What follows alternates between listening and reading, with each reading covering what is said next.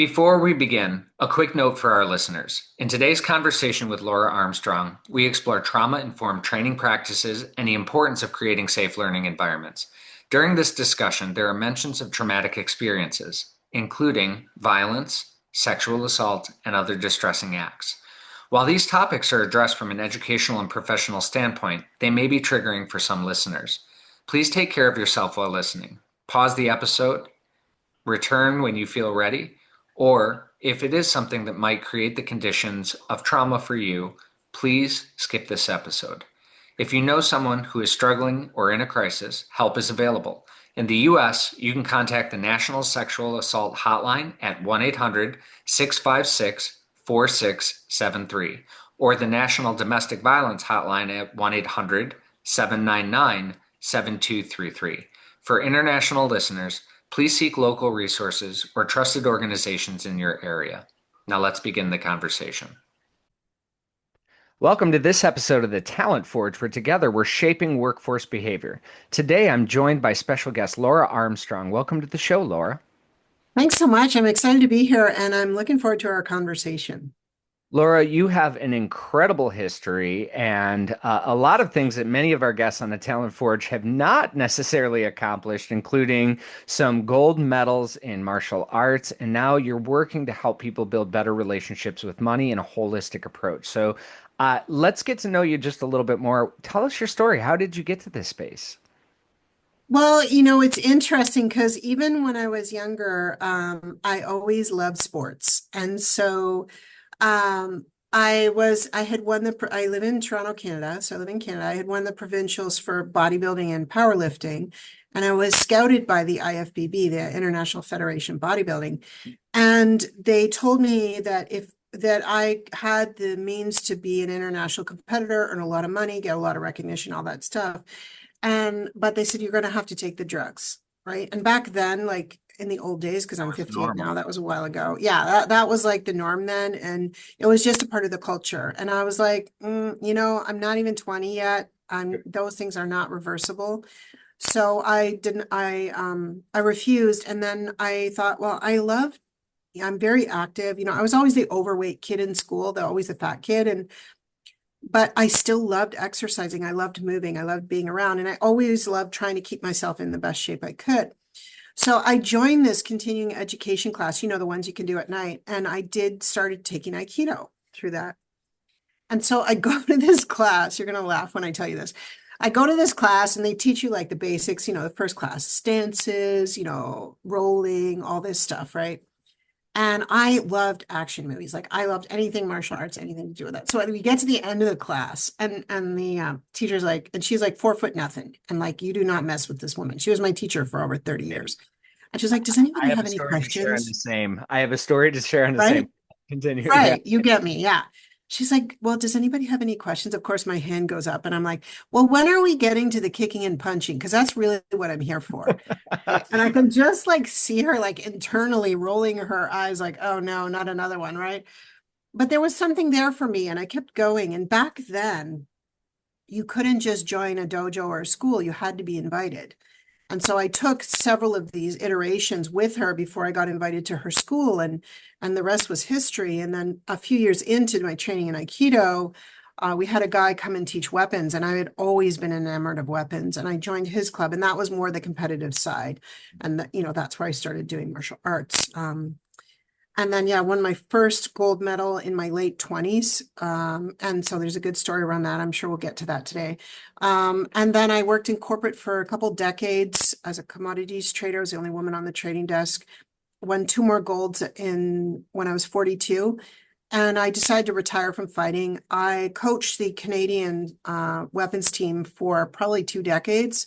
And I created probably close to 23 champions. So I know what that formula is. But all through this, I still was teaching a lot of self-defense and empowerment. And so for that, things like back then, this wasn't common languaging, gender-based violence, de-escalation, microaggressions, trauma-informed training, verbal strategies, all those things were like foreign. And companies were looking for a way to change the culture within their employees and their management, and they just didn't have the tools back then. Now everybody talks about it, but a lot of the time, Jay, they don't know what they're saying.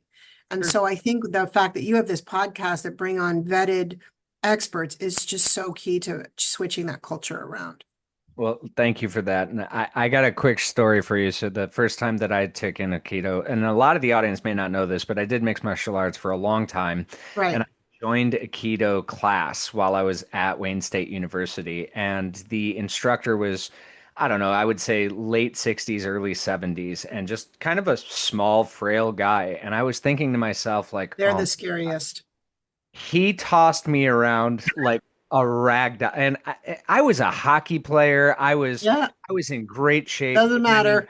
literally just whooped my ass, Laura. So Like when you said that, same teacher. Yeah. I immediately thought of Sensei and was just like, oh, I remember my favorite words was Kaiko Shario, which was class is ended. And it was just like, thank God, I just got Yeah. Or whooped. go sit down was the other one I got Yeah. because they just had no more patience for me. Yeah.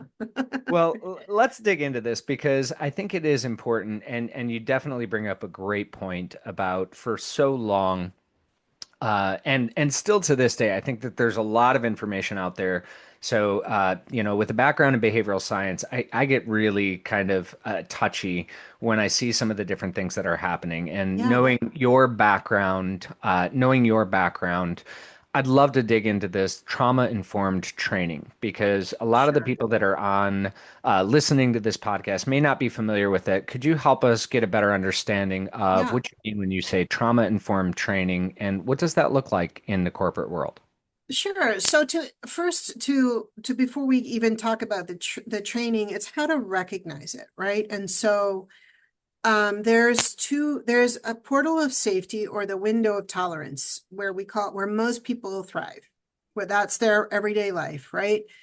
And then there is events that happen to us as human beings. And a lot of the time, why we move out of that portal of safety is because our brain and our body cannot process. And so it goes into like a coping mechanism, right? So it usually goes one of two ways. So first, it can go into hypo, okay, hypoactiveness. So that means that people start to freeze, they start to shut down, they start to close off. All sorts of like anxiety, depression, all of those are all side effects of that hypo, right? And those are very recognizable symptoms when it's not someone's normal behavior. If it's their normal behavior, they've probably been in it for a very long time. Yep. Okay. The other one is hyper. And so, like, we all know what hyperactive is. It's the same thing. It's when it's a coping mechanism. So people are hyperactive. They talk a lot. They talk about a lot of details.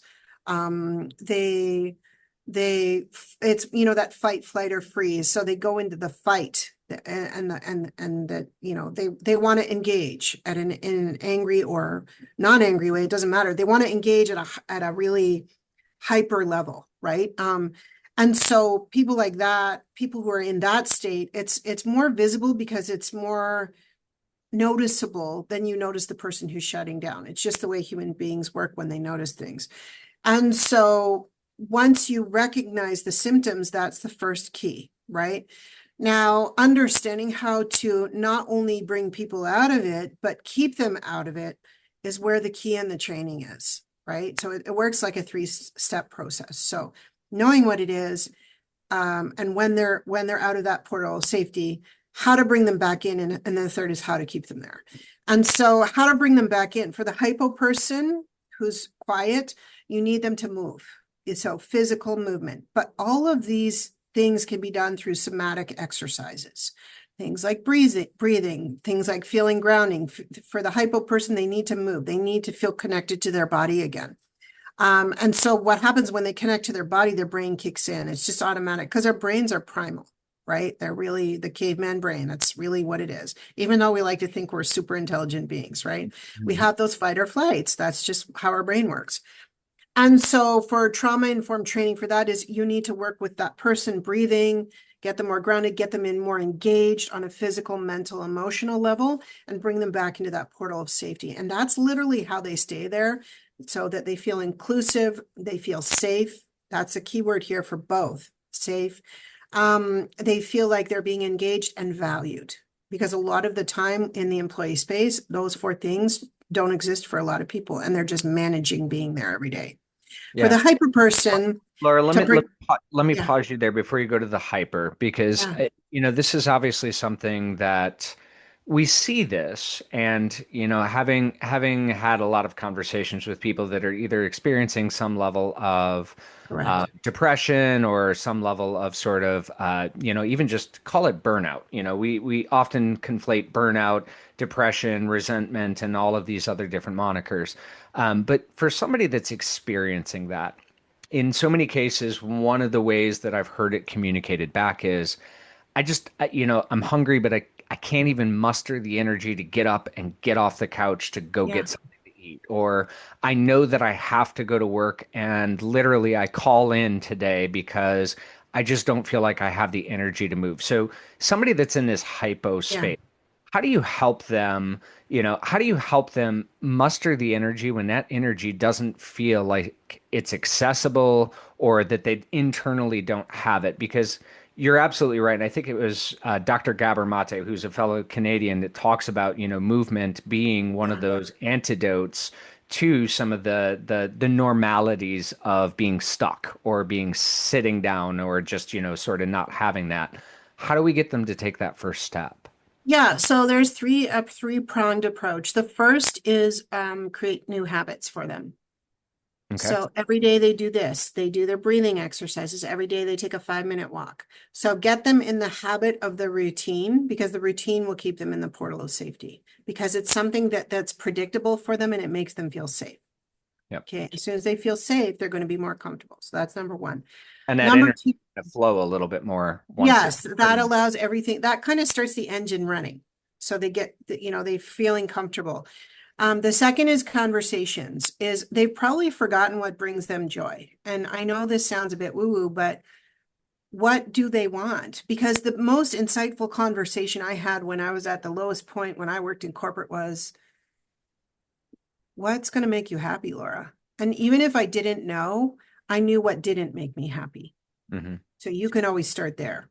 So what would you like from your job? Like, what do you feel that you would love to do the most? Like, what is it that brings you joy about your job, and what don't you like, right? And so how you can mitigate those things and mix them together so that they can have a better experience, but no, they still have to get their job done. Maybe it's someone bullying them and they never said anything, Yeah.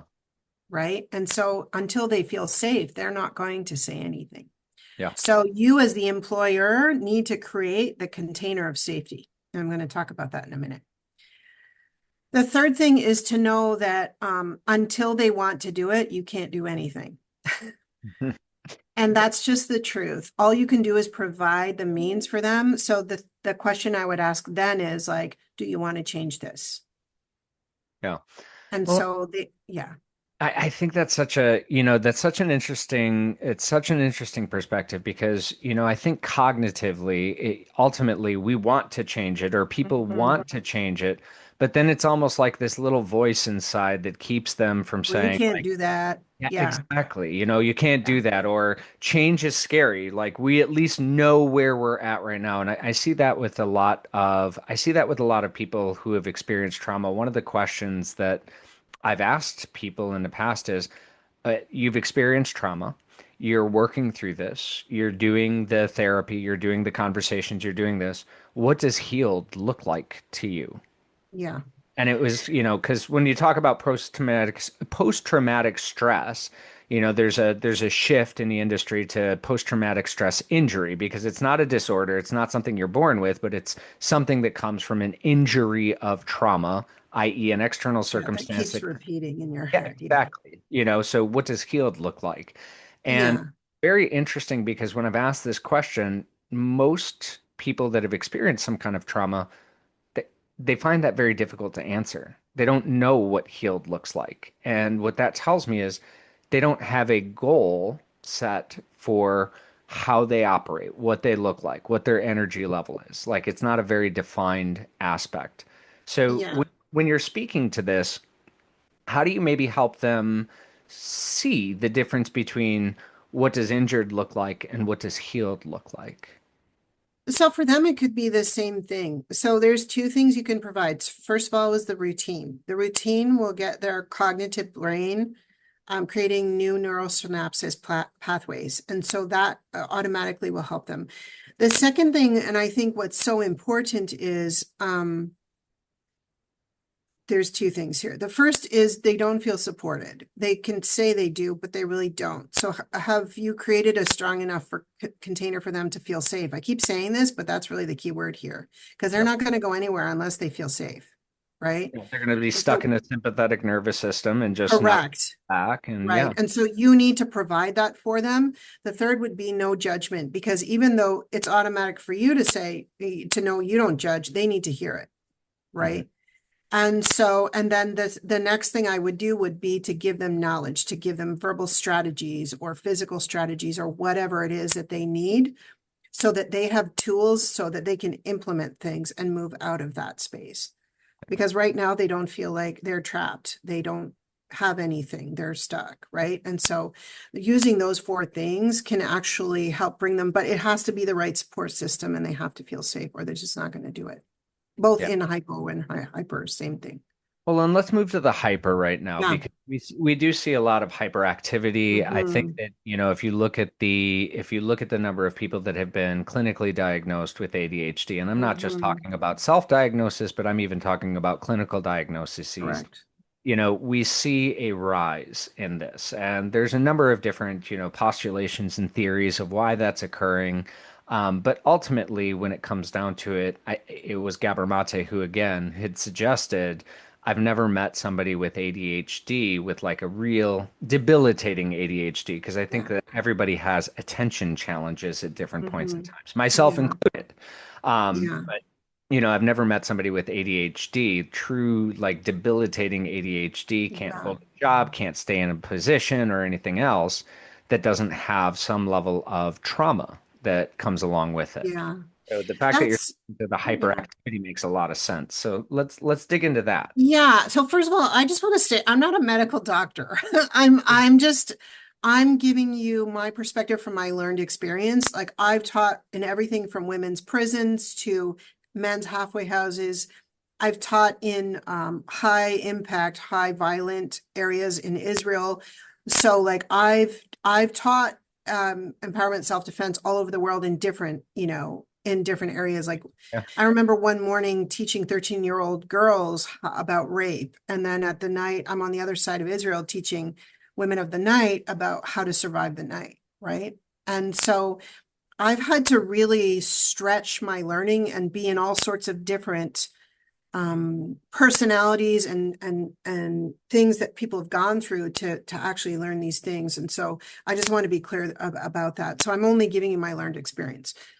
So I do a lot of training and studying in this because I'm a lifelong learner. So the other part about the hyper that I think is so interesting is I have the attention span of a gnat. But the fact of the matter is, I've learned to manage it so that I can stay focused. And so when someone goes from that portal of safety into hyper, something set them off that edge, right? And so whatever it was, it doesn't matter. You need to bring them back into that portal. So they're going to be acting jittery, hyper, possibly violent, aggressive, verbal, physical, mental, whatever it is. So a lot of the time for someone like that, they just need to ground down. So the somatic breathing is super, super important for this. Even if you sit with them within 3 breaths and you do it together, you will synchronize your breathing right away. They will start to calm down. So their nervous system calms down. Then they start to feel safe. It's just like the same thing with people in hypo. And so the other thing I do with people who are in the hyper state is I give them grounding exercises. So feel your feet on the floor, hold a cold cloth. And then these seem like simple things, but these are tactile things that actually connect with the brain. And so then the neural synapses connects to the nervous system and says, oh, I can relax now, right? Like I don't need to be in that state. One I do is growing roots out of your feet and picturing them going down into the earth, into the core of the earth, and like really grounding the body in, right? I had one lady I was working with, and she was in my full context self-defense class, and someone had attempted to kill her with a knife. And so it came out in the class, and she was sitting huddled in a ball like this and shaking and sobbing, right? And I just sat there with her, and all she wanted to do was touch the side of my arm. That's all she needed because she couldn't take anymore. And so we did the breathing, we brought her back into her body, and she was able to process everything because you're keeping that in your body, that's not good, right? You got to get rid of that trauma, you got to get rid of that stuff. And so we were able to bring her back into her body, and she was able to move forward. Now she teaches ESD and programs all over the world. Like, she's an amazing human being. So these things of being in hypo and hyper, they are not permanent, right? Everyone thinks PTSD is a curse. It's not. So the thing is, it's temporary and you can change it. You just need to be with the right people, with the right training, who can hold the container for you so you feel safe about not just processing, but bringing yourself back into the portal of safety. And they need to know how to do that. Yeah. No, and I think that's super powerful because I know some people who've gone through different traumatic events that have created the Yeah, conditions for post-traumatic stress injury. And I will tell you, a lot of times I think that they believe that there is no out, that there is nothing correct. Yeah, fix or anything else. And I've watched several of them go through a series of different programs, working with a licensed psychologist, working with different aspects that have really helped them elevate. And talking to them afterwards, definitely give some insights of like, yeah, when you're sitting in the cave and all you see is dark, you don't see the light or anything else until you actually start doing some of the things that you need to do to be able to process and resolve and to heal and to understand and to create the conditions of connection again, because that's one of the things that ultimately ends up getting dropped.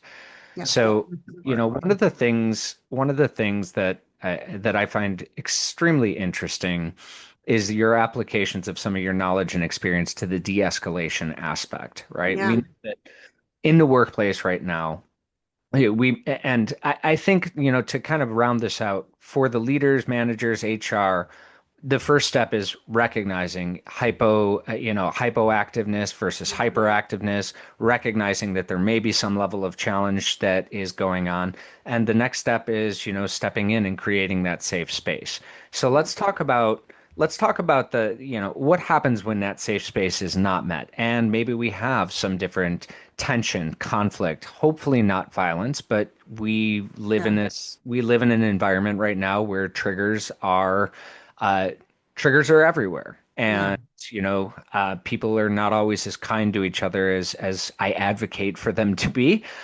So let's talk about this de-escalation aspect. And I think that you're going Yeah. to provide a really interesting perspective on this. Talk to me about what that looks like right now in your world. Sure. So there's a couple pieces to that. So first of all, in the management area, when I train managers, I also train them on aggressor behaviors because a lot of them are unaware that they're doing it. It's Mm. just their normal behavior. And they're not intentionally doing it, but it's how they don't understand why people are reacting that way. So it's also having the awareness around that. That's the first step. And also upping their level of emotional intelligence. So understanding that empathy is the number one thing that they should be concerned with more than the bottom line, more than with numbers, more than with business. It should be people first because people are what is going to create your culture and your company. And that is what people look at first now. It's not numbers anymore. I mean, it's great to get bought out and all that, but We need that, but that comes after the people right, because it's the people that ultimately get us to that level. correct. So let Yeah, me ask you this question, because we can think about, maybe aggressive behaviors as somebody yeah, glaring at you, or somebody pounding their fist on the table, or somebody yelling, and all of those very obvious, direct aggressive behaviors. But help the audience, maybe, what are some of those smaller aggressive behaviors that could be signs that are often. sure.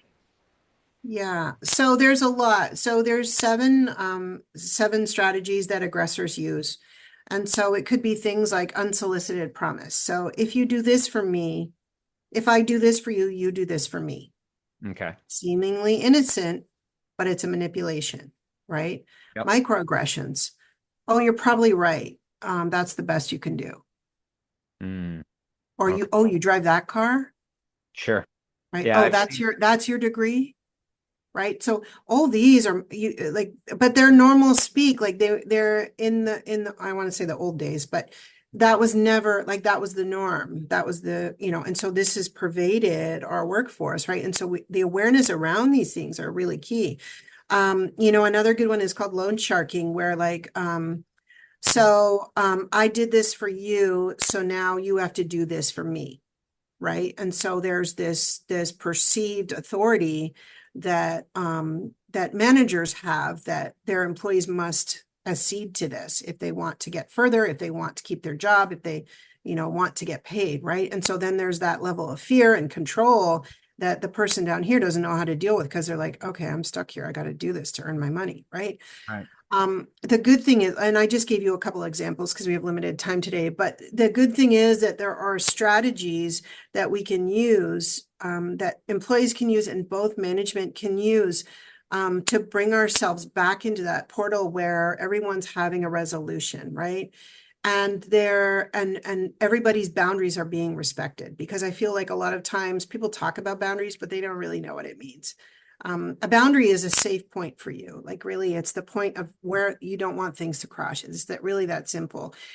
So when you're thinking of verbal strategies, for people, a lot of the time, some of the cues that you need there are things like making eye contact, saying what you mean, because that there's a lot of disconnect there. Well, I don't like when you do that. Well, do what? Right? Mm. Like, I don't like when you speak to me that way and say this. Now that person there's no There's guesswork. no Uh, wiggle room. Yeah. there's no wiggle room, right? Having your body squared up to them. Because if you do it like this, and I'm like, well, I'm not feeling, no, it's this, right? You're squared, you mean what you say, and there's no should have, could have, would have. Now, these are maybe uncharacteristic things that you don't normally do. You don't have to do them all at once, because people are like, what the hell, right? But you can try one of them, like making eye contact or being direct about what you want to say, right? And don't look away. Do not have shifty eyes. So all of these cues, there's probably about 10 basic ones that we teach, right? Give you not only the presence to set your boundary, but also give you the confidence to step in and grow from there, and not feel like you're being pushed down or trapped, or, and this goes on a management level as well. So Laura, Because let me ask this question. yeah, Okay. Because I know what somebody in the audience could be thinking right now. They yeah, could be thinking, easy for you to say, Laura, right. you're a bodybuilder, you're a badass in martial arts, Mhm. you've conquered fear, you've stood in the face of adversity. Easy for you to say. How do you help somebody that doesn't have that Yeah. natural confidence or that built-in confidence that either you've developed, had a little bit of, whatever that looks like, but some people just don't have that sense of Yeah. confidence or authority in themselves. And, something as simple as eye contact, it's like, and I know this just from the study of ethology, in the animal kingdom, eye contact can be Aggression. considered Yeah. aggression. And so me making eye contact and keeping eye contact with you without turning down or lowering my face could be an escalation gesture. So Hmm. some may not necessarily see that as a defensive posture, like more of a Yeah. resistance strategy, as opposed to it being a more of an aggressive strategy. How would you help coach them towards that confidence of being able to say, hey, Yeah. more of Yeah. a, yeah, Two things there. So first of all, a great comment about the eye contact. That is also a cultural thing. mm, So if your culture is not used to that, and you're in a corporate environment in corporate America, corporate North America, you got to have eye contact, because that's how you get respect. Okay. And that's how the hierarchy in corporate America works. Because they want to know that you're engaged, that you hear them, that you're listening, and that you acknowledge that. And they do that through a lot of eye contact. So they will respect that. But if I'm teaching a class in Africa and I'm in a different company, like that is not happening. They will look down. That is a sign of aggression, or rudeness when you look in someone's eyes. So you need to know the cultural impact. And that's why we as instructors, we go around teaching this because it's important to know that. So for the person who doesn't feel they have a voice, so what I recommend is we do exercises in our classes where it's the number one thing, Jay, that I find that people struggle with is using their voice because they're afraid to make waves. They don't want to be heard or cause trouble. They don't want to everybody looking at them. We teach people to use their voice for three reasons. First, it brings ear witnesses, not just eyewitnesses, because if other people are hearing what's going on, then that's important to know that you're not alone. You have that support there. The second is to breathe, and the third is to generate power. So when people feel they can't use their voice, what we tell them is we do different exercises with them in our classes. So for instance, we tell them to say the alphabet from A to Z. A, you start out really quietly so you can barely hear. By Z, you're yelling as loud as you can. Because why people don't use their voice a lot of the time is A, they've probably been traumatized or chastised or told, to keep things quiet. And so there's that fear, right? And so the other piece of that I like to add in before we finish up here is it's really important that people do affirmations. Do you talk about that on your show? We have a past guest has mentioned affirmations, but go ahead and dig into it just. Yeah, I think it's important because affirmations aren't just some woo-woo thing you do every day. When you do affirmations, it starts to create a habit, and after time, it starts to create a ritual. And when that ritual starts, then it starts to manifest or show up. So when you do affirmations, it actually changes the neural synapses in your brain. And so these things start to show up in your life. And so that has to do with the reticular activating system in your brain. And so that's the system where, let's say I say to you, Jay, I need to see an elephant tomorrow. All of a sudden I'm seeing elephants everywhere, right? You know how that works, right? Yeah, it's the buying a car, and then all of a sudden you see your Right. car everywhere, And and that's exactly it. So we're starting to get our reticular activating system working for us, right? I am a powerful person who takes back my power from others, and I own who I am. I'm confident, I'm comfortable, and things show up for me with ease. Like whatever your affirmation is, do them every morning, look in the mirror. It can be difficult at first, but what these start to do is they start to build your confidence almost unconsciously, so that all of a sudden you're sitting straighter, you're speaking up more. So all of these habits, including the breathing, all the somatic thing, this is just one more tool in your toolbox that you can use. yeah, Dr. Alan Langer talks a lot about that and sort of like the Yeah, positive mental framing because the mind follows the body follows the mind. correct. When we say something positive, we look for something positive. When we say something negative, the body reacts and looks for something negative. So I love that as a tactic to take away from here. Yeah, absolutely. Laura, this has been a fascinating conversation. I know we could probably talk for hours, but given our time, if the audience wanted to get in touch with you, how would they reach out? Sure, you can reach out to me on LinkedIn. So just look for me. And you can also check me out on my website, wealthmasterysystems.com. And I'm happy to speak with any of you. I also, if it's okay, I also love to offer people to spend time with me and hear more about them and give them more tools. Is that okay, Jay? Yeah, absolutely. So they could just simply go to wealthstrategywithlaura.com and book some time on my calendar, and I'd be happy to speak with them. Amazing. Well, thank you, Laura. I really appreciate hearing your perspectives. And it's definitely, you've got such a rich history and an exciting story. Definitely want to learn more about that. So we'll look to have you back and maybe talk about some of the other aspects of workplace behavior. But for now, thank you so much for being here and sharing your knowledge, your experience, and your wisdom. Thanks so much for having me. And thank you, audience, for tuning into this episode of The Talent Forge, where together we're shaping workforce behavior.